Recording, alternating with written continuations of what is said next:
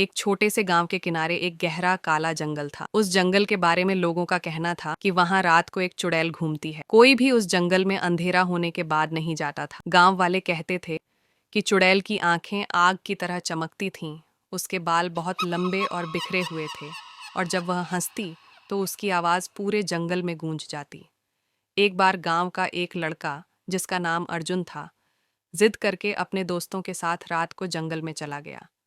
सबको लगा कि ये सिर्फ एक कहानी है, असली में कोई चुड़ैल नहीं होती।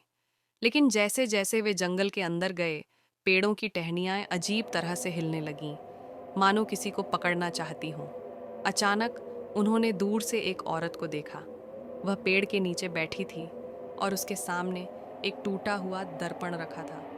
वह औरत अपने चेहरे को बार बार देख रही थी और खुद से बातें कर रही थी। दोस्त डरकर भाग गए, लेकिन अर्जुन को यकीन नहीं हुआ और उसने औरत को आवाज दी, कौन हो तुम? औरत धीरे धीरे उठी और उसका चेहरा दर्पण की तरह टूटा हुआ लग रहा था। उसकी आंखों से लाल रोशनी निकल रही थी। वह फुसफुसाई, मैं वही हूँ जिसे इस गांव ने धोखा दिया था।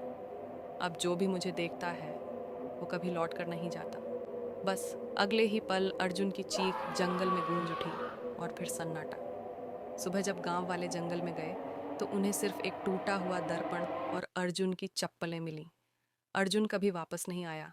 उसके बाद से गांव वाले कहते हैं कि अगर आधी रात को कोई जंगल के पास से गुजरे तो उसे टूटा हुआ दर्पण चमकता दिखता है और चुड़ैल की हंसी सुनाई देती है।